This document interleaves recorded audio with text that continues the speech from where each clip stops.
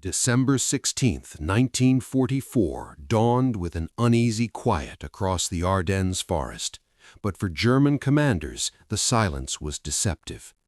The Ardennes offensive, Hitler's last major gamble on the Western Front, had begun under the cover of surprise and poor weather. German forces expected to punch through thinly held American lines and seize vital bridges over the Meuse River within days. Commanders like Hasso von Manteuffel and Wilhelm von Lüttwitz believed the Americans would respond slowly, constrained by what they assumed were rigid operational doctrines and cumbersome command structures. German intelligence anticipated minor counterattacks, but nothing that could threaten their advance. Model, overseeing Army Group B, trusted that the Ardennes would deliver a swift, decisive blow, but the unfolding reality would soon challenge every assumption. The Americans, caught off guard, scrambled to contain the penetration. Bastogne became a focal point, held by a small but determined force of the 101st Airborne, which slowed the German momentum far more effectively than expected. In the German command posts, reports came in describing the stubborn resistance, yet the bigger concern was the unexpected movements to the north.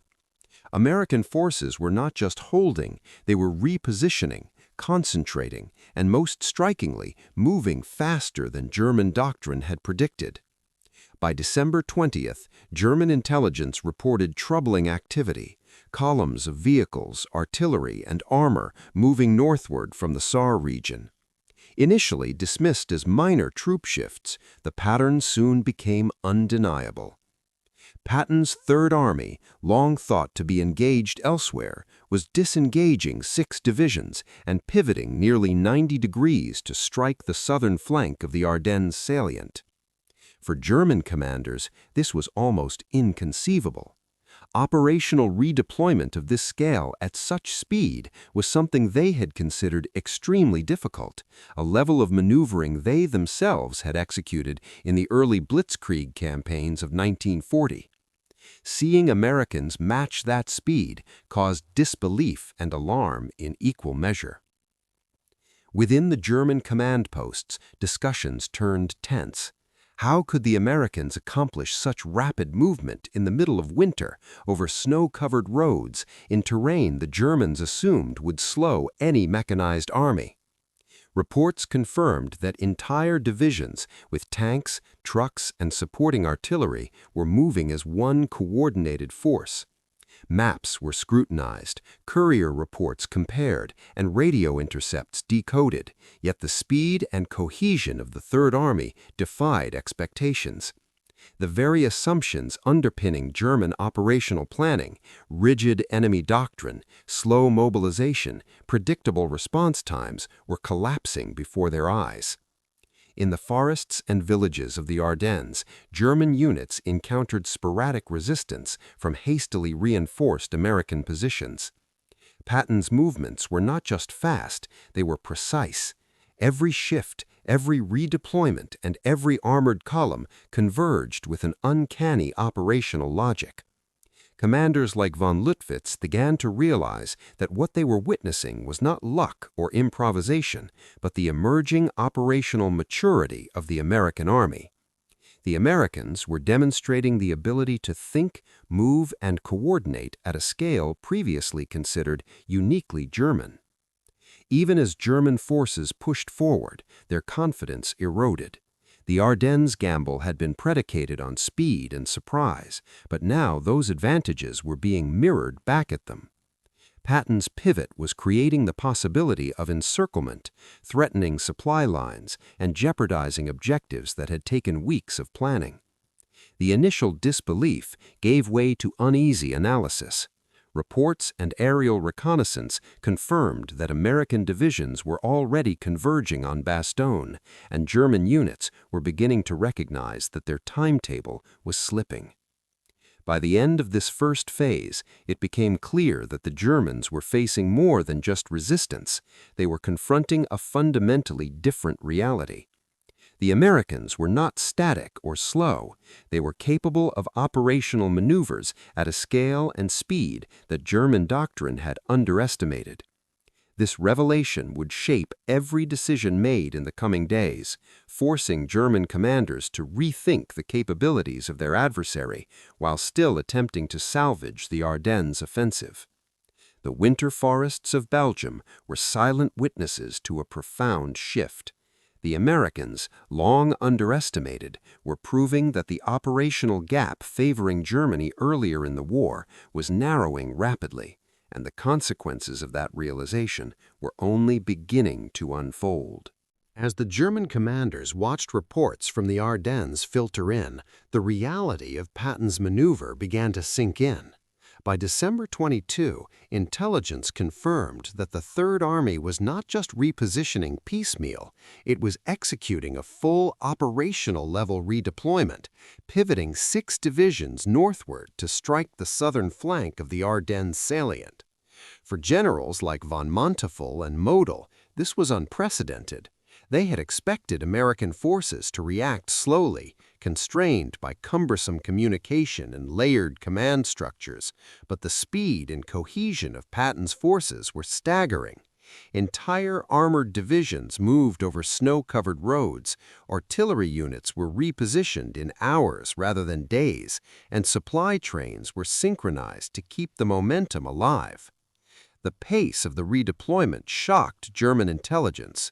Couriers and aerial reconnaissance reported column after column of tanks, trucks, and artillery rolling north, each element arriving on time, each maneuver coordinated to a level the Germans had assumed was beyond American capability. For the first time, German commanders confronted the unsettling truth that the Americans could operate operationally, not just tactically. The Third Army was proving capable of the very kind of rapid, large-scale maneuvering that had defined the German blitzkrieg in 1940. What had once been their unique advantage, the ability to redeploy entire formations with speed and precision, was now mirrored by the enemy. On the ground, weather and terrain added layers of difficulty that might have slowed any army. Snow and ice covered the Ardennes' winding roads, forests constrained visibility, and winter storms grounded aerial support. Yet the Americans adapted.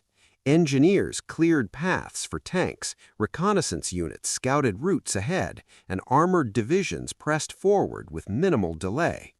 The Germans watched helplessly as what should have been insurmountable obstacles became mere challenges that the Third Army overcame through discipline and planning. This operational agility undermined the Germans' assumptions of American rigidity. Inside the German headquarters, the discussions turned increasingly tense. Reports from the front indicated that Bastogne remained surrounded but under threat of relief. Observers noted that American units were linking up, coordinating artillery and infantry movements across kilometers of frozen terrain. Model and his subordinates had to reconsider their expectations. The Americans were not only moving fast, but were maintaining cohesion under extreme pressure. Every intelligence report, every intercepted radio transmission highlighted the growing danger.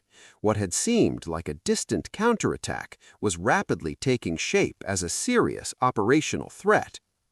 The speed of Patton's pivot was more than just a physical feat, it was psychological warfare. German officers had long measured American capability against stereotypes, slow reaction, rigid command, and poor coordination. These assumptions had allowed the Wehrmacht to gamble on Ardennes' success. Now, faced with evidence of synchronized divisional movement across difficult terrain, those assumptions were crumbling. Even divisions committed to offensive operations began to hesitate, unsure of whether their southern flank would hold or collapse under the converging Third Army. By December 24th, it was evident that the Americans were closing the distance to Bastogne faster than any German plan had anticipated. The German commanders who had once viewed the Ardennes offensive as a high-risk but manageable operation were forced to acknowledge a new reality. The enemy they had underestimated was moving with operational precision that rivaled their own. Reports described units covering dozens of kilometers in a single day, armored spearheads crossing frozen rivers and snow-covered hills, and supply lines functioning under continuous pressure. The scale and speed of the movement left German officers in disbelief, yet it was impossible to ignore. This phase of the campaign marked a turning point in German perception. The Ardennes had been planned as a rapid, decisive operation, exploiting American rigidity, but the pivot of the Third Army exposed vulnerabilities in German assumptions. Patton's ability to disengage forces, rotate them nearly 90 degrees, and advance towards Bastogne revealed not only American logistical competence, but also a growing maturity in operational thinking. German generals could no longer rely on underestimating their opponent. The groundwork for the dramatic breakthrough of the 4th Armored Division and the relief of Bastogne was being laid, and with every mile covered by the Third Army, the German belief in easy victory eroded further, replaced by uncertainty, apprehension, and the dawning recognition that the Ardennes gamble might be slipping beyond their control. By December 26th, the pace of the Third Army's advance reached a critical point. The 4th Armored Division, spearheading Patton's relief effort, had already covered over 100 kilometers in just 4 days, moving through snow-covered forests, frozen roads, and terrain that even experienced troops considered nearly impassable. German units, still entrenched along the Ardennes salient, were stunned to observe armored columns appearing where none were expected. The speed and decisiveness of this movement shattered long-held assumptions about American operational limits. Every hill crest revealed another coordinated maneuver. Every forest gap exposed tanks, artillery, and supply vehicles operating as a single cohesive force. Winter weather imposed constant challenges. Ice-slicked roads slowed the heaviest vehicles, snow clogged tracks, and blizzards limited visibility. Yet the Americans adapted with remarkable efficiency. Reconnaissance units scouted ahead, engineers reinforced fragile bridges, and command structures maintained tight communication even under extreme pressure. Soldiers pushed forward, aware that Bastogne's besieged defenders were relying on them. For German commanders, watching these movements unfold was almost surreal. The Ardennes had been planned as a controlled offensive with limited exposure to counterattack, but now it seemed that the Americans were executing maneuvers once thought impossible at such a scale and speed. The 4th Armored Division's approach to Bastogne was not only rapid, but tactically precise. Units avoided predictable routes, used terrain intelligently to shield their advance, and coordinated artillery and infantry to clear obstacles while maintaining momentum. German reports described tanks emerging seemingly out of nowhere, supported by trucks carrying ammunition, fuel, and medical supplies. The Americans were demonstrating flexibility and initiative at levels that German doctrine had long considered uniquely their own. Commanders like von Manteuffel and Model began to realize that the Third Army's operational planning and execution were closing the gap in tactical competence that had previously favored Germany. At Bastogne itself, the situation was dire but held firm. The 101st Airborne, surrounded and outnumbered, had inflicted significant delays on the German advance. The arrival of the 4th Armored Division, covering hundreds of kilometers in mere days, transformed the situation. German troops were forced to contend with a relief force that combined speed, firepower, and coordination, disrupting supply lines and threatening encirclement. Observers in German headquarters could no longer dismiss American effectiveness as luck or improvisation. This was a calculated, highly competent operational maneuver executed under some of the harshest winter conditions imaginable. German commanders struggled to respond. Efforts to redirect forces, reinforce positions, or launch counterattacks were consistently outpaced. Each day, American units drew closer to Bastogne, their coordinated pressure forcing German units into reactive positions. Even the most experienced officers began questioning the wisdom of the Ardennes gamble. What had seemed like an achievable offensive with manageable risks now appeared increasingly precarious. Reports emphasized the relentless speed, cohesion, and adaptability of the American armored spearhead. Patton's achievement was more than just tactical brilliance, it was a demonstration of operational innovation. German officers had expected the Americans to be slow and methodical, but the reality was entirely different. The ability of the 4th Armored Division to cross difficult terrain, maintain supply lines, and converge on Bastogne in record time indicated that American forces were learning, adapting, and achieving operational maturity. Each mile gained undermined German confidence and highlighted the evolving capabilities of the Allied Army. By the time the 4th Armored Division broke through to Bastogne, the psychological impact on German commanders was profound. The belief that they could control the pace of the Ardennes offensive was collapsing. They were forced to confront the fact that American forces could achieve feats previously considered impossible, combining speed, firepower, and tactical ingenuity. The breakthrough was not only a turning point for Bastogne, but a critical moment in the Ardennes campaign, validating Patton's vision and signaling to the German High Command that their strategic gamble was facing an unprecedented operational challenge. The relief of Bastogne marked the beginning of the unraveling of German plans. The Third Army had demonstrated that speed, coordination, and decisiveness could overcome terrain, weather, and entrenched opposition, fundamentally altering the operational landscape of the Ardennes. German commanders witnessing this feat were confronted with undeniable evidence. The Americans were no longer the slow, rigid force they had once assumed. The battlefield itself was changing, and the Ardennes gamble, once seen as a potential last victory, was beginning to collapse under the weight of American operational competence and relentless advance. After the breakthrough of the 4th Armored Division at Bastogne, the Ardennes campaign entered a new and critical phase. German forces, which had initially counted on speed and surprise to achieve strategic gains, were now under sustained pressure from multiple directions. Patton's Third Army was not merely advancing to relieve Bastogne, it was pressing forward with relentless operational intensity, coordinating infantry, artillery, and armored units to exploit every weakness in the German lines. For German commanders, this was a scenario they had long feared but assumed was unlikely. A highly mobile, well-supplied force striking with precision and endurance through the harsh winter landscape.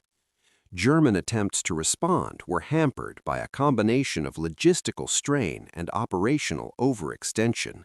The initial Ardennes offensive had already consumed critical fuel reserves, and as American pressure increased, German supply lines became increasingly vulnerable. Resupply convoys were attacked or delayed, while isolated units faced the dual threats of advancing American armor and deteriorating weather. Even elite panzer divisions, once the pride of the Wehrmacht, struggled to maintain cohesion under continuous pressure. German commanders such as von Manteuffel and Model were forced to make difficult decisions, weighing counterattacks against the risk of exposing flanks or losing irreplaceable equipment. The sustained American offensive also highlighted the growing tactical competence of U.S. forces. Artillery coordination was precise, with indirect fire effectively disrupting German positions. Infantry and armored units moved in concert, reinforcing each other while maintaining momentum. Command and control structures functioned smoothly despite the challenges of winter combat, demonstrating a level of operational maturity that German commanders had underestimated. Reports from the front described American units conducting rapid flanking maneuvers, exploiting gaps in German defenses, and using combined arms tactics with skill and confidence. As the days progressed into late December and early January, the cumulative impact of American pressure became undeniable. German units were forced into defensive postures, often reacting to American moves rather than dictating the pace of operations.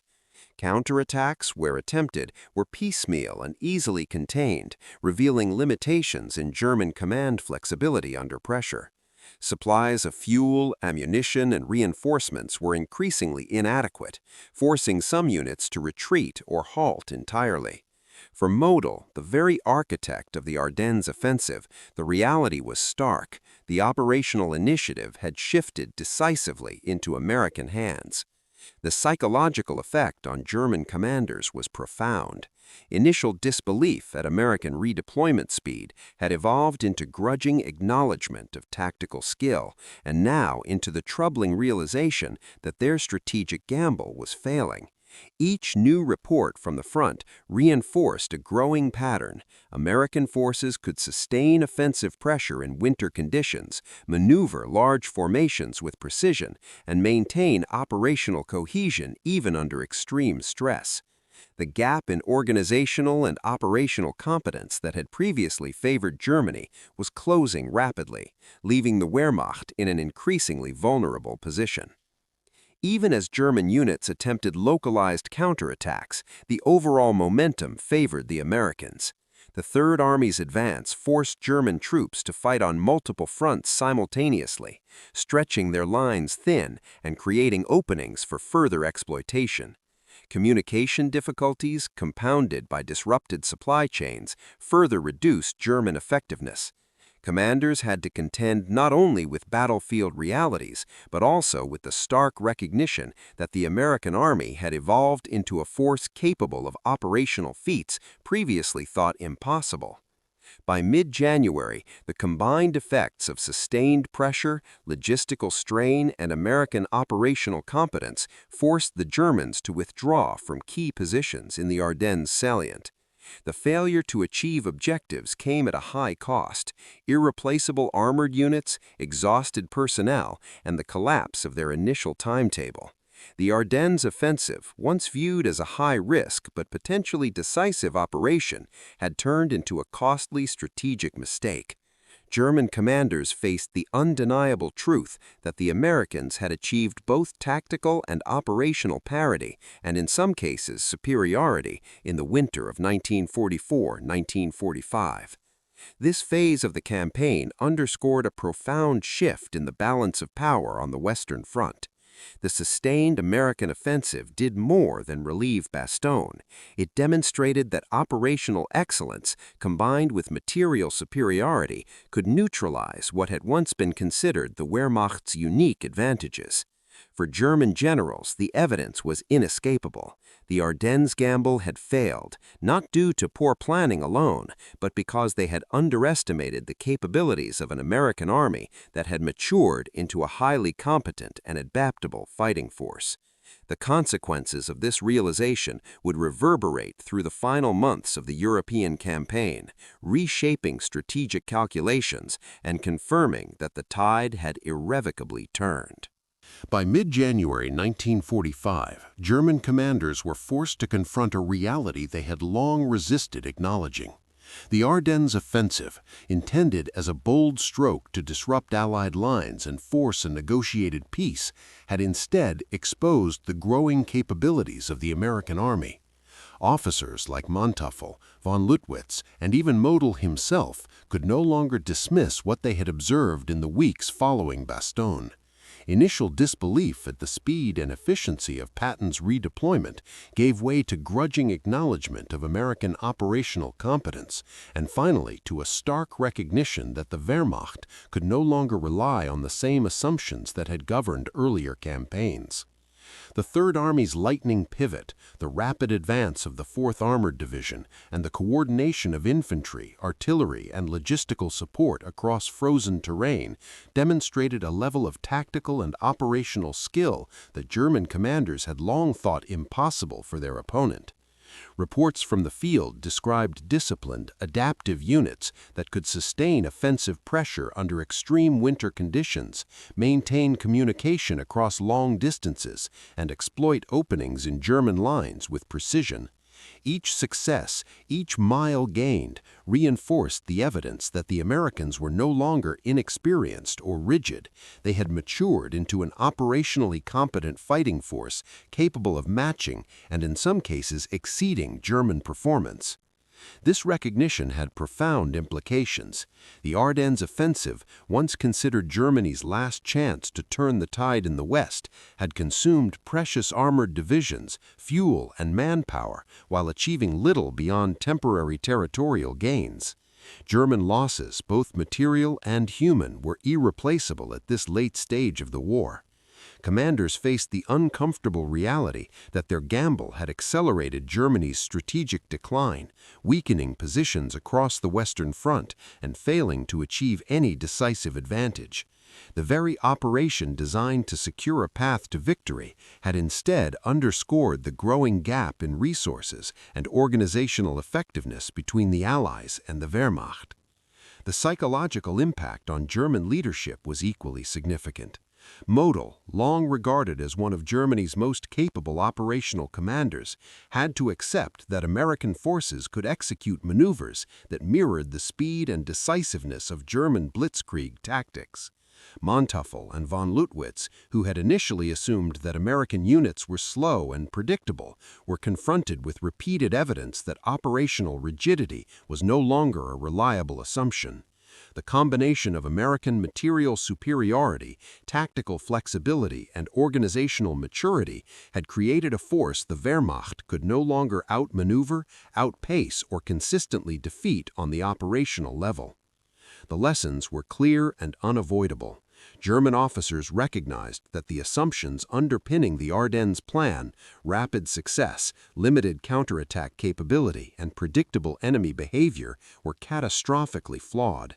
The gap in operational competence that had favored Germany during earlier campaigns had narrowed to the point of parity, and in some aspects the Americans were now superior. The realization was gradual but undeniable. The Ardennes offensive was not just a failure in execution, it was a strategic mistake with consequences that could not be undone. Despite these sobering conclusions, German forces continued to resist wherever possible. Localized counterattacks and defensive operations persisted, but they could no longer achieve the broader objectives required to salvage the Ardennes gamble. The sustained pressure from Patton's Third Army and other Allied units ensured that German withdrawals were measured, tactical, and ultimately forced by circumstances rather than choice. Every decision, every redeployment, and every lost position reinforced the awareness that Germany's operational freedom was shrinking under the weight of a competent and determined adversary. In retrospect, the Ardennes campaign revealed more than just battlefield outcomes. It marked a turning point in the Allies' operational development and a decisive moment in German recognition of the changing balance of power. The success of American forces in moving, coordinating, and sustaining offensive operations in winter conditions demonstrated a level of tactical and operational skill that German commanders had long thought impossible for their opponent. The German gamble, once conceived as a bold stroke to secure victory, instead became a case study in the limits of German strategic initiative and the emergence of a new, highly capable American military. It was a moment of harsh reckoning, a recognition that the Wehrmacht could no longer assume superiority, that past doctrines no longer guaranteed success, and that the future of the conflict would be determined by the very forces they had once underestimated.